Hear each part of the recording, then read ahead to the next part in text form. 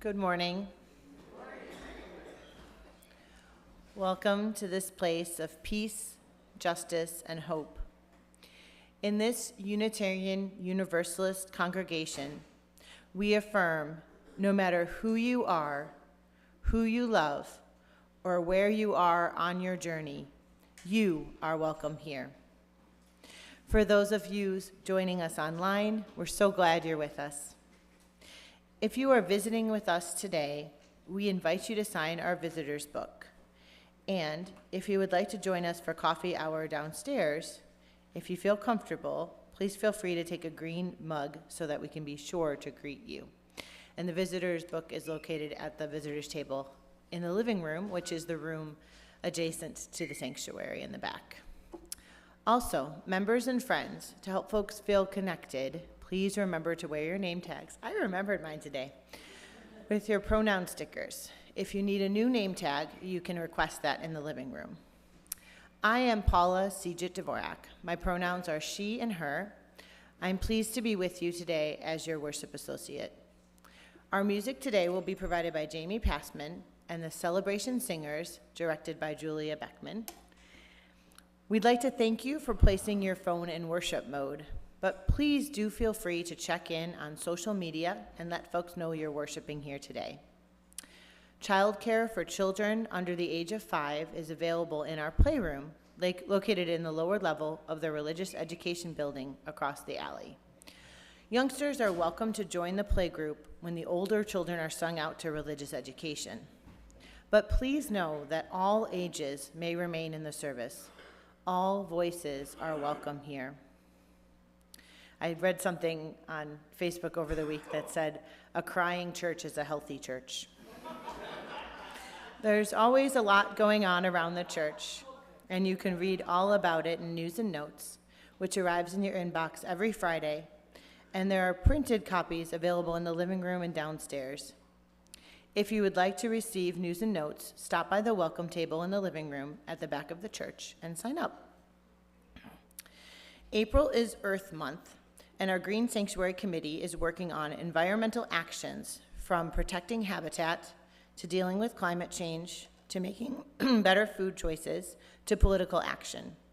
You can find out more from our Green Sanctuarians today in the living room at the back of the church and learn what one person, like you, can do to make a difference. And they've asked me to add this. You can help out without joining a committee and without having to go to meetings. Talk to them in the living room after church. And also, next week is our Green Sanctuary service, and they're asking you to please bring an object either from the earth, so something, a flower, a stone, something that reminds you of the earth, or something that is inspirational to you to care for the earth. And as many of you know, Mike, Fabian, and Janelle will be moving shortly, and we have placed a suitcase, actually it's not in the, I was gonna say in the living room, but not in the living room, right in the entryway there, where people can write notes to Mike and Janelle that they can take with them as they leave for the next stage of their journey. And then, I know we have Dave Lloyd to make an announcement. Oh no, that's for Faith in Action. Excuse me, that's later.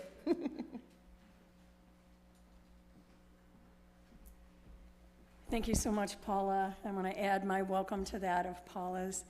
I'm the Reverend Dr. Beth Johnson. My pronouns are she, they, and it's good to see so many of you on this warm, beautiful, sunny summer day.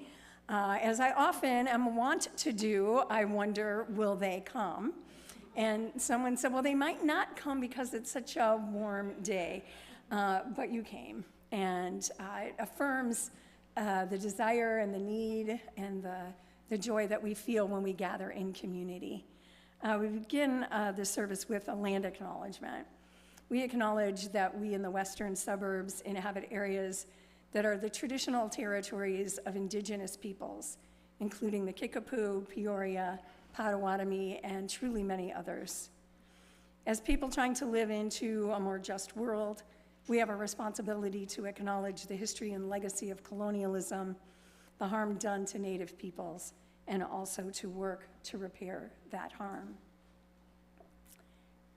This morning, In a moment, we'll do our opening hymn, but I wanted to at least begin by acknowledging that this service was inspired by our church member and treasurer, Dave May, who purchased this sermon at the auction in the fall. So whatever happens, yes, thank you. Thank you, Dave. You'll hear more about that. So the songs are songs that are important to Dave, and the topic is, and you'll hear more about that as the service progresses. So Dave let me know some of the hymns that were meaningful to him. And the first hymn is Let It Be a Dance. So I'm going to invite you to rise in body or in spirit. It is number 311.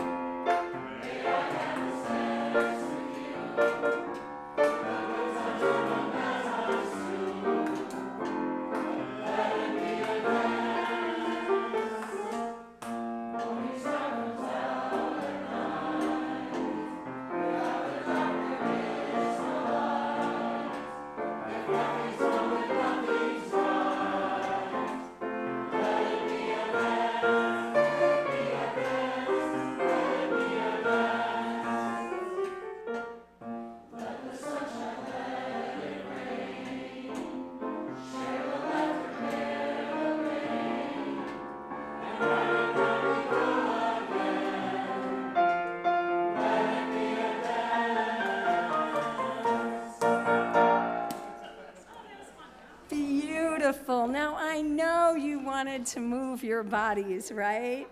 So next time, I promise.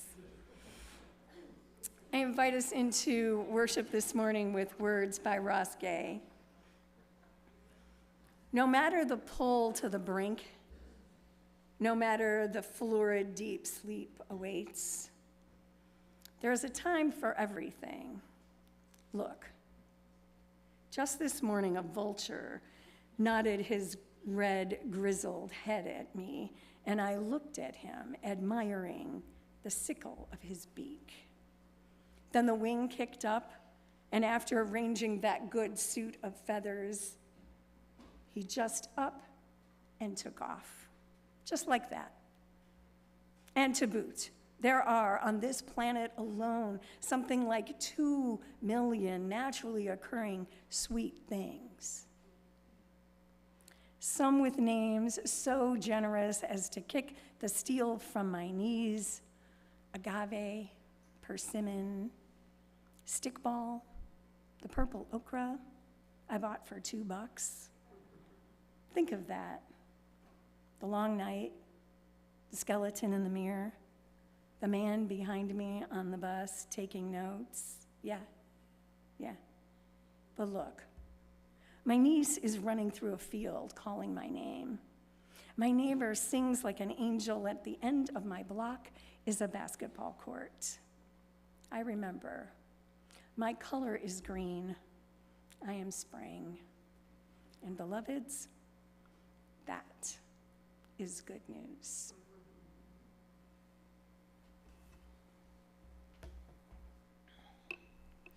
Our chalice lighting words are by Grace Lee Boggs. We never know how our small activities will affect others through the invisible fabric of our connectedness. In this exquisitely connected world, it's never a question of critical mass. It is always about critical connections.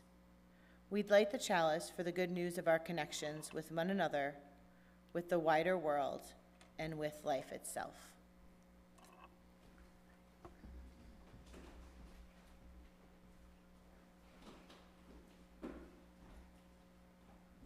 You notice how so often our worship associates have to do 2 or 3 things.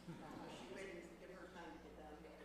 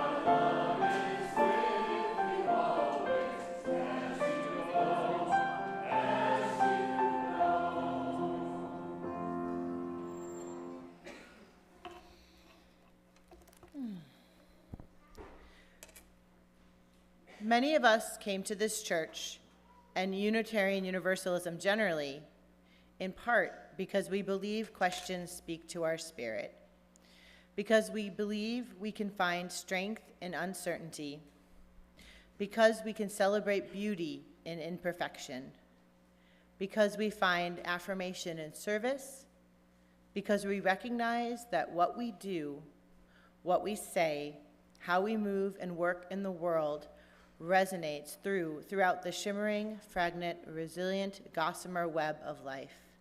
And I had to reflect on Tim and I's first time in this church, which would have been about this time of year in 2001, and that I remember very fondly that we sang "Let It Be a Dance."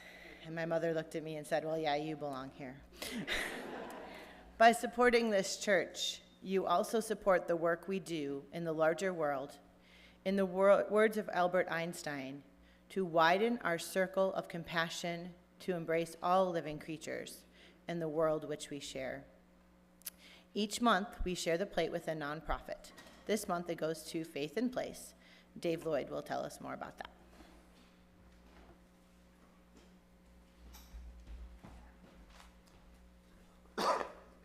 Thank you, Paula.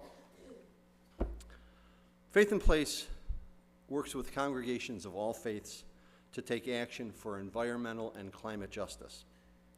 They've been at this work for over 20 years, working directly with what is now over 350 congregations to provide new ideas, encourage us in our work, and connect multiple congregations working together to accomplish environmental change.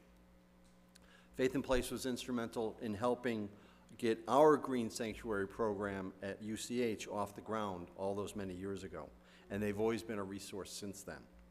What they're really good at is coaching congregation green teams through tough times, like when there's a letdown after accomplishing a big project, or when there's a big change at a church, or the leaders are burned out. And Faith in Place helps re-energize people and connect churches to other congregations. They are a great organization, and they just do terrific work. Today, all cash and checks received in the collection, unless otherwise indicated on your check, will be donated to Faith in Place. So please indicate on the memo line of your check, Faith in Place, or leave it blank, and then the money goes to them. If you want your check to go to the church, write pledge or church on the memo line. And if you didn't bring money or a check, when you get home, you can support Faith in Place on the church's website. Go to the home page of the church, click on the Engage button, and then donate, and you'll find a social justice button.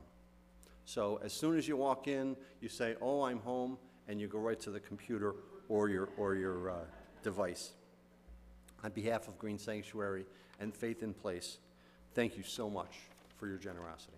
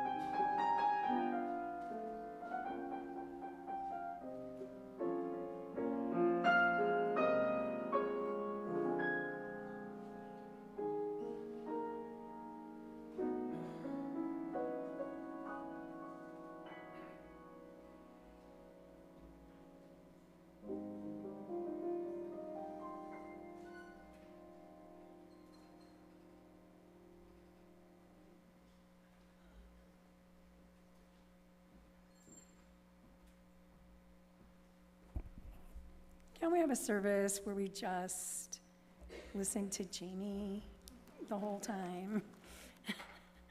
Thank you, Jamie. Breathe with me.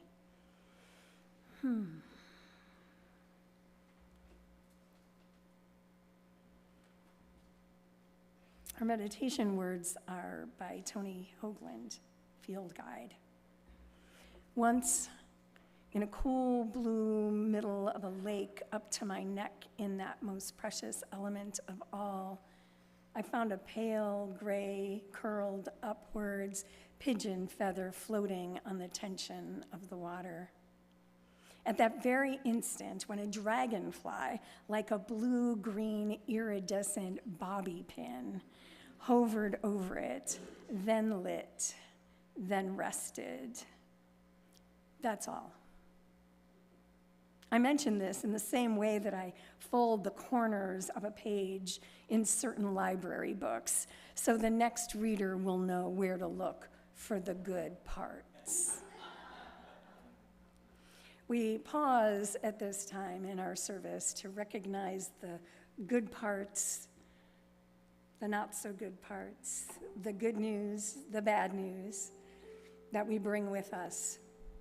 It is the irony of a service on good news is not lost on me today as I check breaking news every morning, but particularly in Sunday mornings before I get out of bed.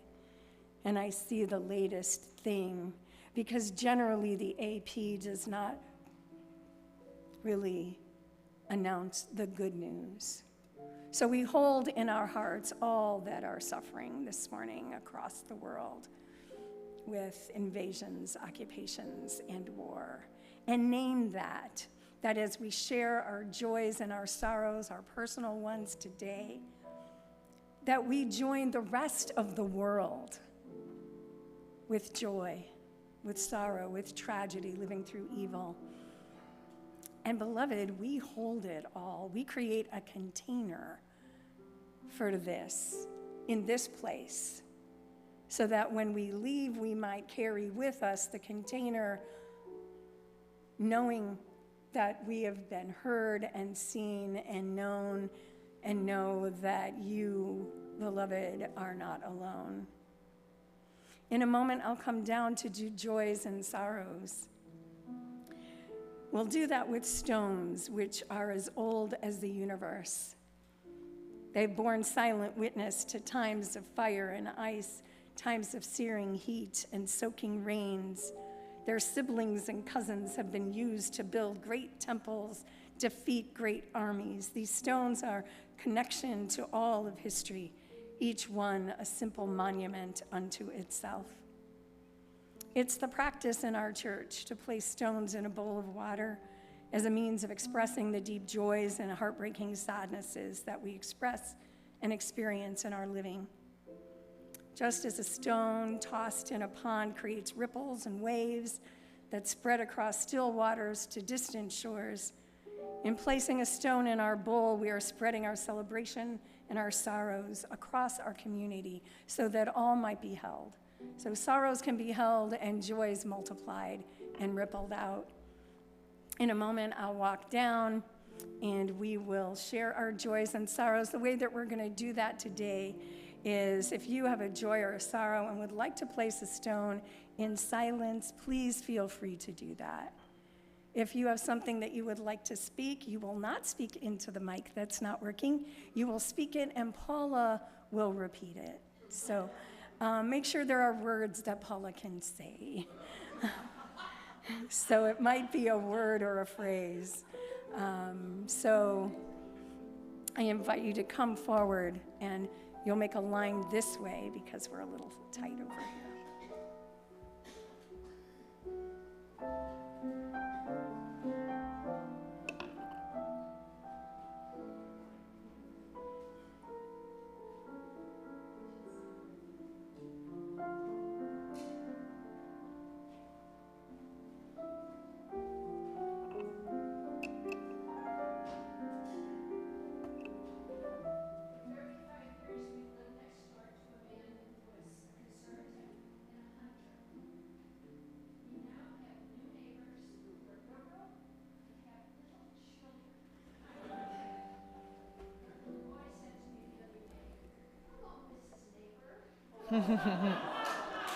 A joy for new neighbors who share values. I'm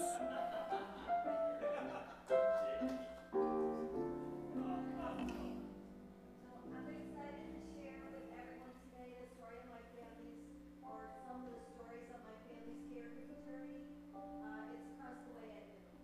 Across the way at noon, there's going to be a seminar of sorts about caregiving. Yeah.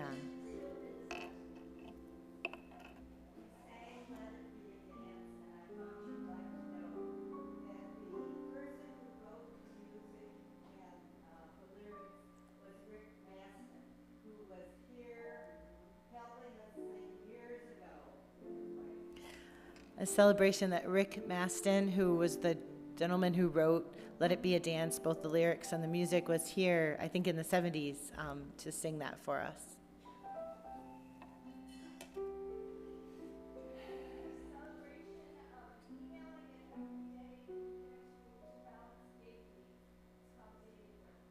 What's it called? There's an email that you can get every day to balance the AP news called Daily Good. Hi, I'm Jim. Last month, my mother came down with a very severe case of pneumonia. We put her in the hospital, but she got some good care there. And she was down in Florida. I was able to go out there and spend a week with her as she was recovering from that and was right back. Around that same time, my father-in-law, his name's Ray, he's been declining health the last 3 years. Suddenly had what appeared to be like a pneumonia as well that put him in the hospital. Unfortunately, after 4 days, he passed away. My wife, her brother, her mother, all holding up very well. We prepared for a memorial service, and with lots of support from friends and family from near and far. And I think a lot of people experience where you go through old photos and you find things you haven't seen in years, and it brings back memories and fabulous stories and things like that. So it's a time of joy for and gratefulness for the time we did have with him. So a joy for Jim's mother recovering and him being able to visit with her as she recovers from pneumonia, but also the sorrow of Jim's father-in-law passing away, but then also the celebration of his life and the ability to look back on what that was like.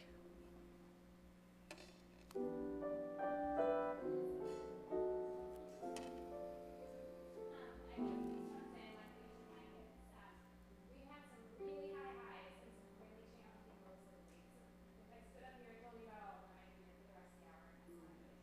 But one really thing I would love to tell you all about is that my girls are going to star in one of Western Springs Theater, the children's theater shows coming up this weekend and next. They're both going to be, so they're the centipede in Hinsdale and Giant Peach. Penelope is the centipede before they encounter the magic, and Zoe's the big centipede after. Oh, my goodness. Really grow, which is very sweet. So if you pop into one of them and do something this weekend or next, and you have some time, it's a really fun and just beautiful show. A celebration of children being involved in theater in Western Springs, James and the Giant Peach playing both the little centipede and the giant centipede in that play.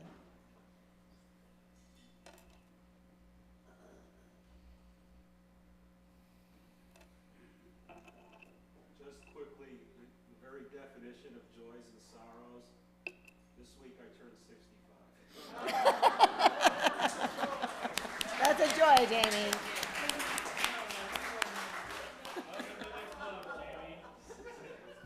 And it's freaking me out.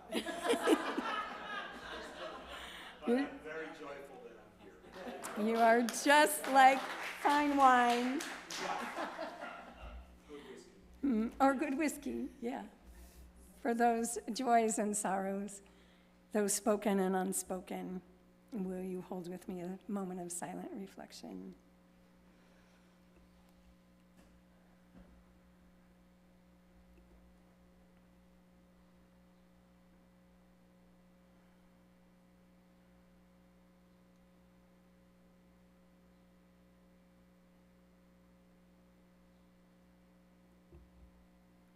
Spirit of life, Spirit of love. You are as close as our breath. You are our breath. And as we experience the joys that are shared in our bodies, the laughter, the smiles, the celebrations, we feel your presence. As we experience the sorrows, our own and others, we breathe in and feel your presence, knowing that we are not alone. As we move through this world with its joys and with its sorrows, we know that together we are more than we would ever be alone. So we make our way with the verities and the joys of existence, and we pause. And you, each of you, know this. You are always and everywhere held in love and mystery deeper than you can know. I don't know much. I say a lot of words because, that's what preachers do. But that, beloved, is what I know for sure, that you are held in love and mystery deeper than you can know.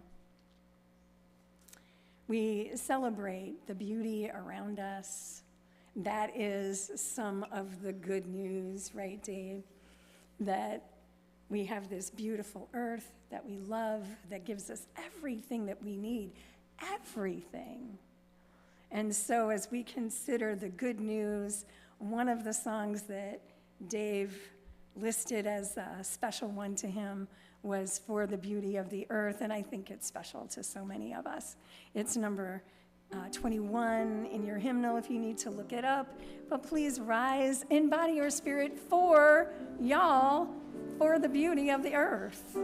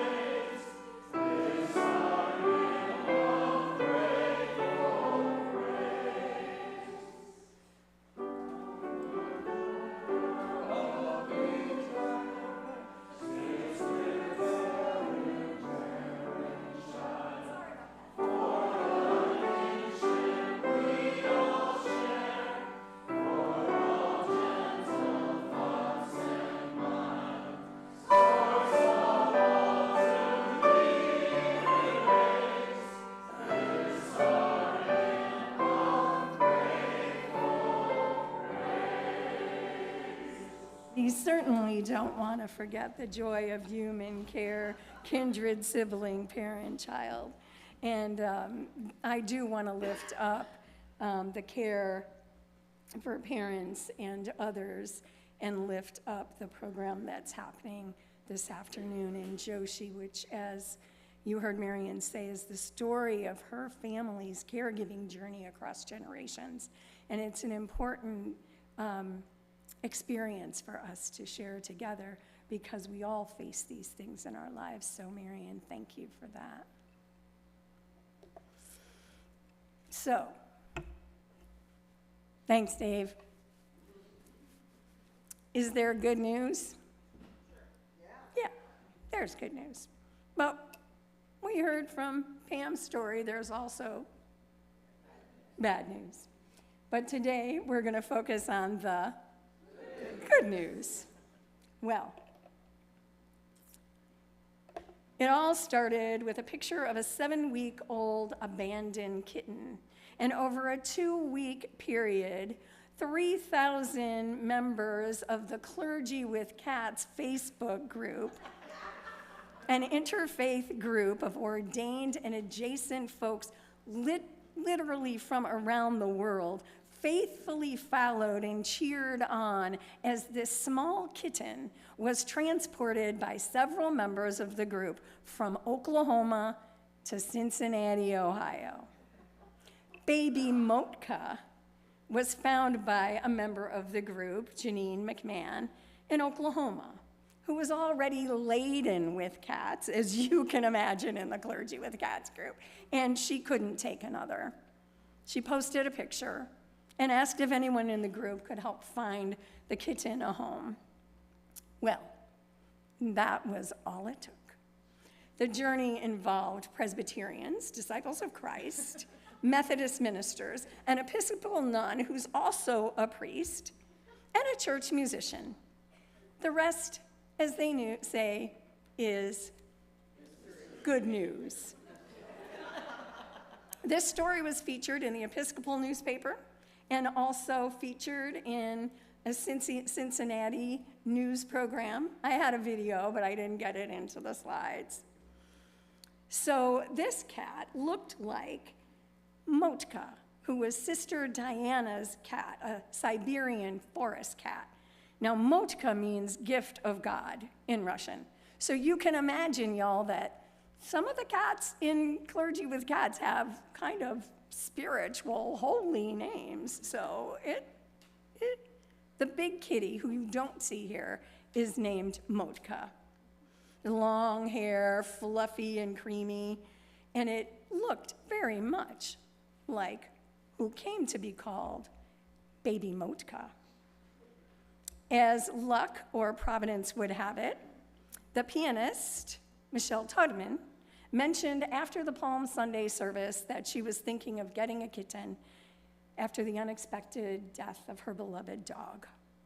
Sister Diana said, so I whipped out my phone, showed her the picture of Baby Motka, and it was love at first sight.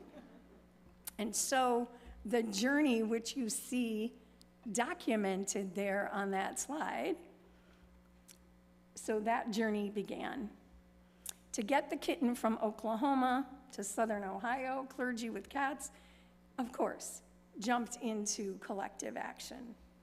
59 donors contributed $1,900 to the rescue and the travel fund because Baby Motka needed her shots, she needed her chip, she needed a full workover, she needed to be transported, so there were gas and hotel stays.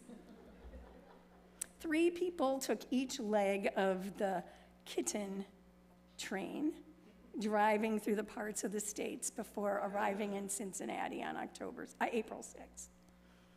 Since Toteman was away on a long-planned trip, Baby Motka joined the much larger Motka in the convent until she could be settled with her new owner, or as Sister Diana suggested, her new servant. Now, what I spared you, because believe me, it was really an impulse to show you all of the pictures, particularly the picture of Motka and Baby Motka meeting. And Baby Motka featured on the Cincinnati news program video, batting a ball, looking with those eyes, just seemingly this intrepid cat who just got passed on, and then was so, a gift from God. What can you say? The husband of one of the Clergy for Cats used AI to write a song about Baby Motka in Russian. So, beloveds, there is good news that people will spring into action. working together to help an abandoned kitten or an abandoned refugee or an abandoned unhoused person. We will spring into action, and we will have caravans, and we will make things happen. It brings joy, and it builds community. This is good news. Now, I do have to confess, as I began earlier, to tell you that when Dave first mentioned the topic of good news for this auction service, I was, shall we say, underwhelmed. Are you sure this is the service you want? My heart breaks with the devastating news in Gaza and for so much happening around the world. But the past couple of weeks, thank you, Dave, I have been steeped in good news too. I mentioned to Dave that doing this sermon was a balm for my soul. The fact is, I do subscribe to an e-newsletter called Nice News. Truth be told, I often just glance at the headlines and move on to the other news that competes, clamors for my attention. But I do post some uplifting things, really. I do, if you follow me. There's birds and not too many cats. That's for clergy with cats. But this world will break you. But there is good news. Like our story today, there's good news, there's bad news. Not every bad news has a correlate good news, but they do exist together. Keeping on the sunny side can be a challenge. The song was made famous by the Carters, but in 1899, Ada Blenkhorn was inspired to write this Christian hymn by a phrase used by her nephew. Blenkhorn's nephew was disabled and always wanted his wheelchair pushed on the sunny side of the streets. The Carter family learned the song from A.P. Carter's uncle, who was a music teacher, and they recorded the song in Camden, New Jersey in 1928, and Keep on the Sunny Side became their theme song in later years. And the fact that the song is used in Oh Brother, Where Art Thou, which frankly is when I first heard it, strikes a note of irony for me, as any of you who know the satirical film by the Coen brothers may attest. But still, what a wonderful origin for that story. A disabled boy wanting to be pushed on the sunny side of the street. Once I started looking for good news and asking people to share good news with me on Facebook, I got a lot of good news. And I realized that it is a practice. Now, I have other spiritual practices, right? I breathe a lot. I meditate. Some. I sing, not well. I take in the rest of nature. And sometimes for me, the practice is just watching this bush in front of my house go from barren to little tiny buds to now white buds. And the little bird feeder that I made at Friday Fun and Fellowship this past weekend has brought birds to my little bush. Looking for good news. It gave me the reminder that alongside all else that's happening in the world, there is goodness and there is beauty. The good news is often personal, even if it's personal to 3,000 clergy, or those personal moments of wonder and awe, the quiet kindnesses observed and felt. Of course, there are grand gestures and momentous actions. Did you know that there are therapy dogs at the Istanbul airport just to interact with travelers and to calm their nerves, to enable that thing that happens to your blood pressure when you're near a dog? and when you pet the dog, provided you're not allergic or afraid. But there is good news.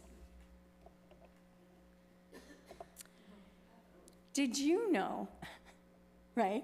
I know. I had lots of pictures to choose from. This is like a squatting lobster. Yes. Did you know that scientists have discovered 100 new ocean species in New Zealand while exploring unmapped areas of the seafloor? There is. Did you know that India has, you're not going to get all of these, by the way, sorry. Did you know that India has approved a 9 billion solar rooftop plan that could provide free electricity to 10 million homes? There is good news. An Episcopal theologian and historian who teaches in a Lutheran university is gathering 35 queer theological thinkers to contribute to a sermon collection based on the Revised Common Lectionary. Y'all, there is good news.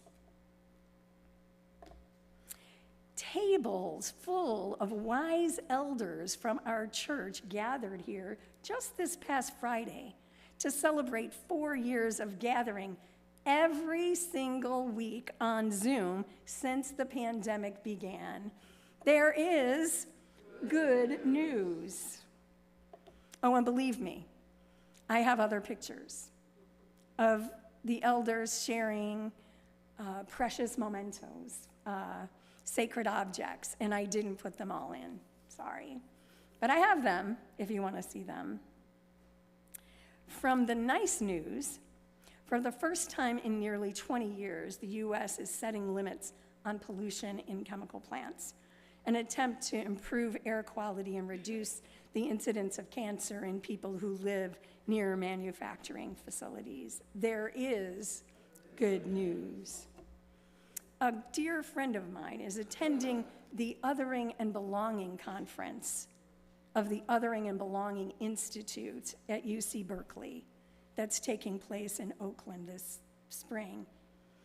It's a dynamic and uniquely curated gathering that advances scholarship, narratives, movements, policies, and practices that support a fully inclusive we, where people together can discuss cutting-edge ideas, utilize the power of arts and culture, strategize on the narrative practices and relationships that we need to build places of belonging. The conference organizers say belonging without othering is a radical new proposition to create a shared future for all of Earth. It will take all of us to build the shared future in which we live together. Where might belonging without othering as political, social, economic, and spiritual frames take us? There is good news. Another friend of mine reported that a hummingbird built her nest in the bushes just outside their window. Soon there were eggs, and they hatched. They were delighted watching the process. Last week, they fledged. What a joy to see the excitement exhibited by these new flyers, who then rested side by side on a branch, enjoying each other's company. There is great joy in new life, even in tiny little lives. There is good news. Scientific American reported on crime perceptions. People have an overwhelming perception that crime is getting worse in the U.S. According to a 2022 Gallup poll, 78% of Americans contend that there was more crime than there used to be. But that is simply not true. In fact, crime levels are nearly as low today as they were in the 1960s. Only 2% of people are affected by violent crime, and 15% are affected by any type of misconduct. That is not, believe me, hear me very clearly, not to diminish the fact that this crime is disproportionately can be perpetrated against people of color and trans people. So I just want to, but it is down. crime fear-mongering is a common political tool to disparage the other side. You know, I sometimes watch network news, local news. I want to see the weather and see what's happening. There isn't a lot of good news reported. There's sometimes the feel-good story. But if you were to just watch, not saying it doesn't happen, but people carrying misperceptions on high crime rates urge more spending on police and higher police presence rather than spending tax money on needier causes. Good news, bad news. A bunny cafe opened up in Solana Beach, California. Good news. Polynesian indigenous leaders signed a treaty granting whales personhood. The belief that whales should be extended similar rights to humans has been long held by many, including indigenous groups across Polynesia and across the world. And late last month, in an effort to safeguard these beings, leaders from New Zealand, Tahiti, Tonga, and the Cook Islands signed a treaty granting whales legal personhood. Would that it would be for all. A lead economist, Ralph Chami, said, so this whole thing is to make, in this case, the whale visible. Because things that are visible cannot be ignored. There is good news. Did you know that research shows that people like us more than we think?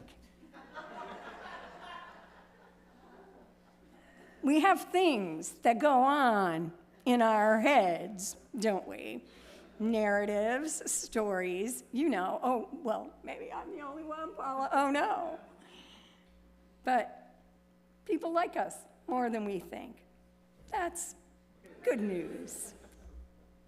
I also read that the notion of protopias is being lifted up in contrast to dystopias or utopias, protopias. Catherine Murdoch was struck by her daughter's statement that she didn't have hope for the future, and she started to look for alternatives to the dystopian worldview and the overly optimistic utopias. She looked for protopias, a term that was coined by futurist Kevin Kelly in 2010 in his book, What Technology Wants. Dystopias are horrible. Utopias are perfect, and therefore not feasible, and potentially menacing and pre-dystopian. Protopias, on the other hand, are achievable. They present a better tomorrow. Let's create protopias right here, shall we? There is good news. When I'm asked if I'm a pessimist or an optimist about the future, Paul Hawking writes. Paul Hawking wrote Blessed Unrest. I don't know how many of you know the book. He said, when I'm asked if I'm pessimistic or optimistic about the future, my answer is always the same. If you look at the science about what's happening on Earth and aren't pessimistic, you don't understand the data. But if you meet the people who are working to restore this Earth and the lives of the poor, you aren't optimistic. You aren't optimistic, and you haven't got a pulse. What I see everywhere in the world are ordinary people willing to confront despair, power, and incalculable odds in order to restore some semblance of grace and justice and beauty to this world. Now, I am not an optimist, and I am not a pessimist. I have hope. Those of you who've been here for a while have heard me say that I believe that hope means we don't know the future and calls us to live toward the future we wish to see. There is good news. there is good news in Unitarian Universalism. The good news in Unitarian Universalism is that all of you is sacred. All of you are sacred. All of you is welcome. All of you are welcome. The Unitarian minister Theodore Parker, a transcendentalist, wrote, "We are in control of what we do with our daily living. If we, each one of us, represent a missing remnant in the fabric of our collective future, then together we can lean into the possibility that we have yet to fully experience human history, a collective wholeness, an unsaliable good. So immerse yourselves unapologetically in what it means to be a Unitarian Universalist these days, and then go out and live knowing that your faith matters." Actually, that was not Theodore Parker, because Theodore Parker wouldn't say lean into. That was the Reverend Dr. Sophia Bettencourt, who's the president of the UUA, whose photo I don't have up here. But what we do know is that we can immerse ourselves unapologetically in what it means to be a Unitarian Universalist in these days, and then go out into the world and live as if our faith matters. We are steeped in values. Interdependence, the theme of this month. Pluralism, justice, transformation, generosity, equity. We learn about this through JetPig, who some of you met a couple of weeks ago, who JetPig, by the way, sits in Pam's office. So if you want to see Jet, and I see pigs all over, and I'm like, "Pam, do you want another pig?" She goes, "No, I've got enough pigs." But there is JetPig. There is good news. There is good news right here. As I was coming to church the other day, in the middle of the day, I dropped my car off to be washed at Fuller's over there, and I walked over. And as I never come that way. You know, we have a sign on this side. Many of us come from this way, and I park in that parking lot, so I don't usually walk toward that sign. And there's our sign with those daffodils just there being springy, and those purple flowers whose name I don't know, but someone does. And I was just about to text Pam to come down and see them and hear life calling with the good news. The good news of Unitarian Universalism, beloveds, is that we do have good news to share. I am an evangelical Unitarian Universalist. And you know what? I would knock on doors, because there are people who need our good news. And they need our capacity to hold the bad news and the tragedy and the difficulty in this world, and to meet it head on with a radical love, with a fierce compassion, and with an eyes wide open hope that says who we are, what we do, how we live matters. This is a saving faith. And this, beloveds, is good news. Please join me in our chalice extinguishing words.